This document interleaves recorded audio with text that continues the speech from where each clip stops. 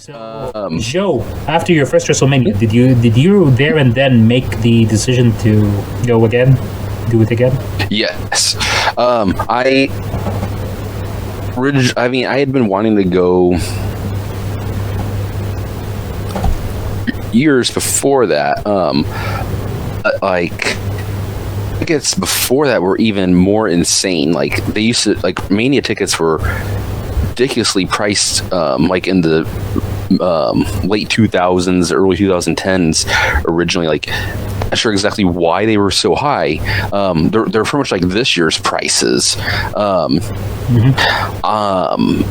Was thinking about going to 2009 originally, because Brandon went to that, but he was mainly going down there to meet some girl he had met online, and I didn't go down to that one. And then 2015 was originally going to be my first, but wound up going that year. After 2016, it was like, all right, this is going to pretty much be a yearly thing, no matter what, except for obviously last year and this year because of circumstances.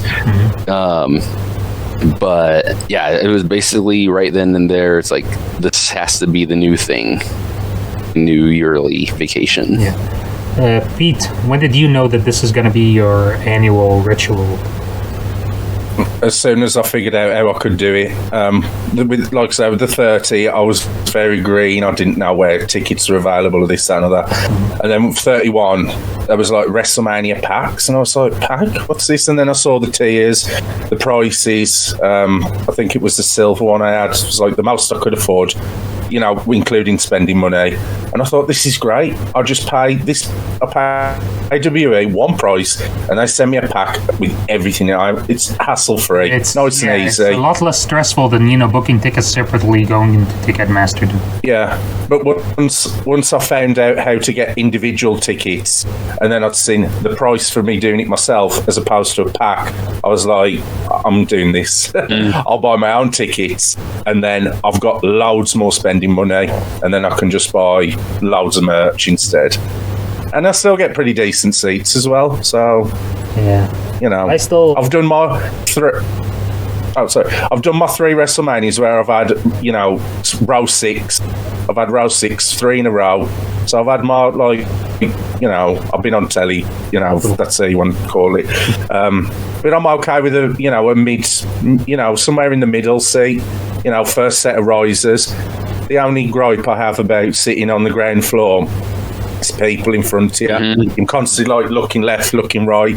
Oh, this idiot, not you, Mo. We had a guy at WrestleMania 31. He had blue hair, and he kept standing on his chair. And I was so angry at this man. I could have just thrown my shoe at him. Jet black back then. Yeah, I know it wasn't you. It was to my left, and he kept. And there's a Hulk Hogan guy as well. He's like a pretty old man, and he had a sign, Hulk Hogan lives forever, and it was huge, and he just kept holding it up, and I was so this guy. I could have gone and ripped his signing off. I was so angry at this man. He just wouldn't put it down. Yeah, I thought you meant the younger guy, but the younger guy didn't have a sign with him. So now he's quite old, and he always dresses under Hulk Hogan. And he kept putting this sign up, and I remember the Undertaker entrance. It was smack bang in the middle of the ring, and he just would not put this sign down. I was shouting at him, "Put your sign down! Put your sign!" And he wouldn't. And it's just like that. No offense to you, Mo, but the people in the front few rows, they feel like they're entitled. Oh, I've paid my money. If I want to put a sign up, I'll do that. Fuck the rest of the people sitting behind me. I don't care about them. You know what I mean? It's so. It's not. Frustrating. The sign thing is horrible. Honestly, I don't take signs because it's too much of a hassle. I got the flags. The flag is cloth, so it could just hang around my neck for a while. I don't have to. And it's not even if it's a giant flag either, is it? You have like a just it's my average size. It's not like 10 foot wide to block everyone's view. Yeah. But grinds my gears. That does people with signs. No, the worst people are the ones who stand up and don't know when to sit down. I remember 31, WrestleMania 31, during the Andre the Giant Battle Royal. This guy kept, leaving and coming back, and he's like, he's inward, so he has to pass in front of me every time he leaves and every time he comes back. And he comes and he goes to, he's coming back during the match, and I'm sitting, and he just stands in front of me, and now he decides to look at the ring and see what's happening and, get enamored. And I was like, sir, would you move, please? And he just, moves on. But I shouldn't be the one to tell you that you're being an inconvenience. The hell is wrong with you?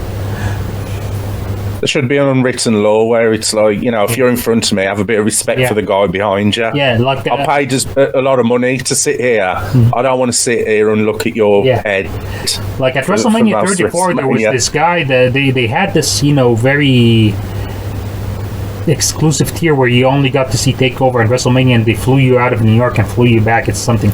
And apparently a number of people who have not been to WrestleManias and don't know wrestling have been there.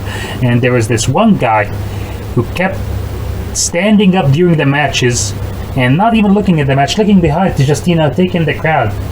There's a freaking match going on. We're trying to watch. Sit your ass down.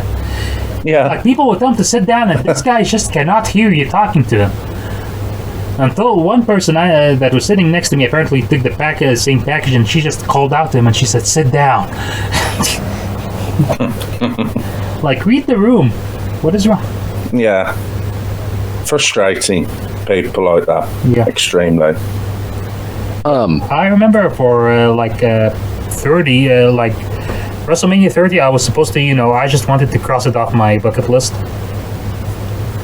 31, I was thinking, by 31, me rationalizing to myself, I said, well, do it one more time. I mean, it was so good the last time, let's just do it one more time.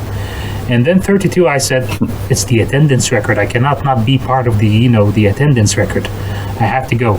Yeah. And then, after 32 was done, 33 is coming up, I'm like, well, I think it's time I stop lying to myself and just admit that I'm probably going to be doing this is a thing. Yeah, this thing that I'm going to do for every year. And the rest is history. Do you guys get any flack from non-wrestling friends who tell you, why are you doing this every year? You could be doing something else? No, not really. I had one person who questioned why I went to Dallas for WrestleMania, mainly because she assumed WrestleMania was just wrestling. She didn't really think of WrestleMania as a sole event.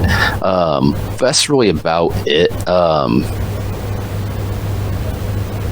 I had people, who have been like,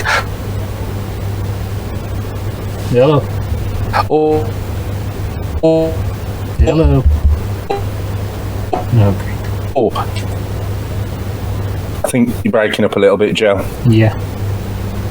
Did you? Joe. Calling Joe. Pete, can you hear me? Yes, clear. Okay, so loud and clear. So I think it's a problem on Joe's end. He's even frozen here. Yeah.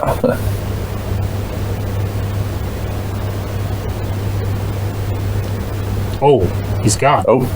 And he's back. Did you guys get any of that, or no? Nope. No. Sorry, nothing. Start all over again. We're going to need it for an extra clip. We can't see you, by the way. Are you being mysterious? Okay. There we go. No, I've had, people who... I've never really had flack or anything for Mania, but I've had people who have just questioned why you go out of town for WrestleMania, because they don't really think WrestleMania is an actual event. They just assume it's correct.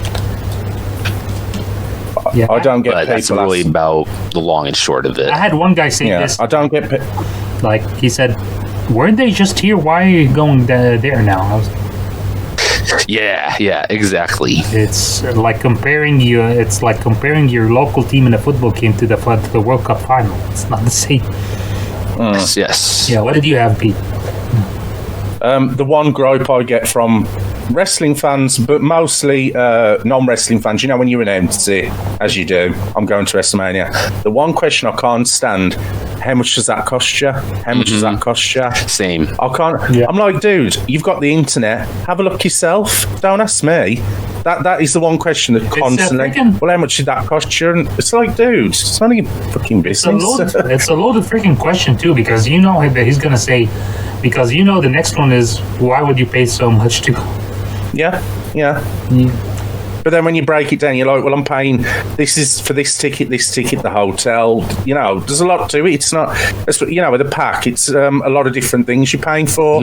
It's a lot of money, but you're getting a lot in return. Yeah.